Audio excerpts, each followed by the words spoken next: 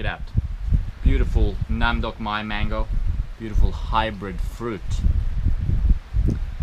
People hate on hybrid fruits, saying things like, it's too much sugar, it's too sweet, there's no such thing in nature, you know, wild bananas have seeds and are bitter, you know, the wild apple is small and bitter. And these things, they have a grain of truth to them, but it's a big misunderstanding really of biology. All fruits are hybrid. When animals in nature eat fruits, they eat the ones they like the most. So if this tree produces sweeter fruit than that tree, this tree is going to be more successful. You know, the monkeys are going to like these fruits better, and then these fruits are the ones that's going to have their seeds spread, and that just keeps going. That's called natural selection. And of course, we humans were intelligent enough to do something which is called artificial selection. But it's the same process. We're selecting for the factors that we enjoy the most. We're selecting for sweetness, we're selecting for size, and these kind of things. And in my opinion, I think that's great, because the sweeter the better. The bigger, not necessarily the bigger the better, but essentially we're selecting for the factors that we like as humans. So what's wrong with that? Why do we like those factors? We like them because we are designed for them. We're designed to eat sweet fruits. So if we find the fruit and it's not really sweet, we can cultivate it and make it sweeter, and there's nothing wrong with that. That's just a completely natural process. All fruits are hybrids. And also the idea that there are no super sweet fruits in nature, that all wild fruits are bitter and full of seeds, that's also not true.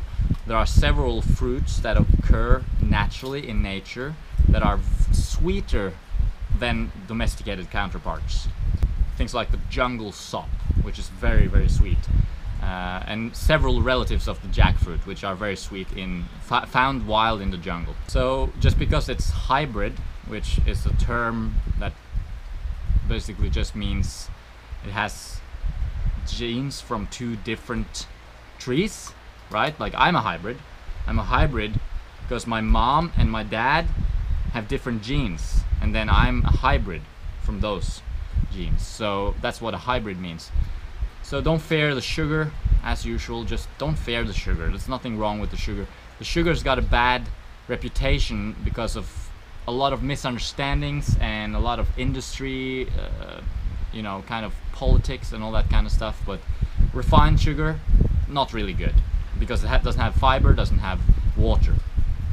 But sugar in fruit, no problem. Remember, most of the studies that talk about sugar as something bad, they actually are talking about high fructose corn syrup, which is a refined product without water, without fiber, without associated nutrients. It's empty calories.